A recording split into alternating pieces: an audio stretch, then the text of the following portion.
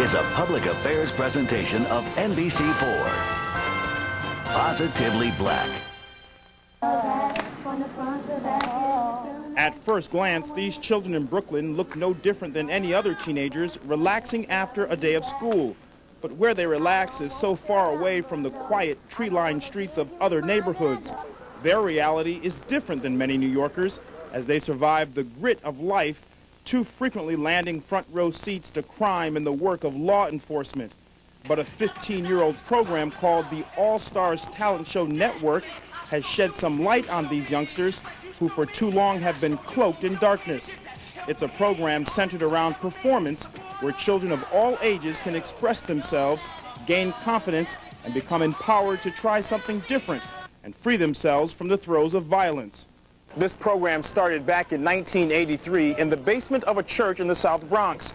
It's since expanded its wings, now entering communities like here in Bedford-Stuyvesant. Some say over 20,000 children participate, and many claim it's changed their lives. Michelle Brown, called Browneyes by friends, was heading in a wayward direction. At the time, I wasn't doing anything with my life. I wasn't going to school. I was a young mother. I was hanging on the street. I was with gangs. I was doing everything, you know, in contrary to what my mother taught me to do. Browneyes began working with the All-Stars back in 1991 when, hanging out one day, a young girl heard her rapping and told her about the talent show. Now let me say it again. I'm the money making, taking and breaking. Ain't no mistaking the faking and shaking, baking. It's the money, I'm raking it. I'm double the trouble to bust your bubble, never stubble, tongue twist, no list sign, since I can dismiss. Now, yo, I've set the tone, live and direct, certified to the bone. Now tell me, ain't I a woman? Once an unwed welfare mother, Brown is now off welfare and works for the State Parole Division, a job she credits to the All-Stars program. My first job was with the All-Stars. They gave me a job working at the front desk, and that was like one of the only jobs on my resume that helped me to another job that got me to further my steps, you know, into becoming a successful, you know, parent that I am now. Continuing the family tradition, her 13-year-old daughter, Latoya, is also involved in the program, having started at 6 years old.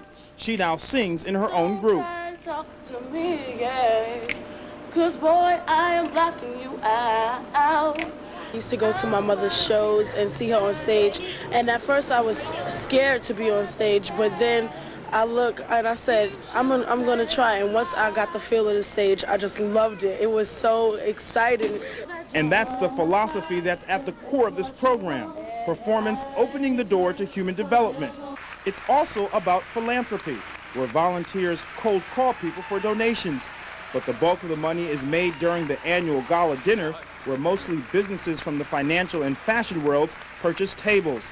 Alex Garfield, this year's honoree, is the president and co-founder of the women's clothing line Garfield & Marks. The All-Stars is creating a new generation of kids who will add positively to our society.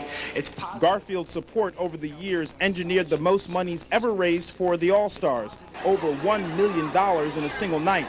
With a well-heeled crowd in attendance, of course, the All-Stars were there to perform.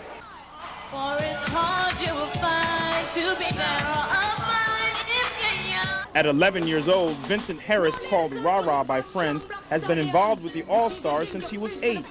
He maintains straight-A grades, manages his own group, and keeps his mind focused on the positive.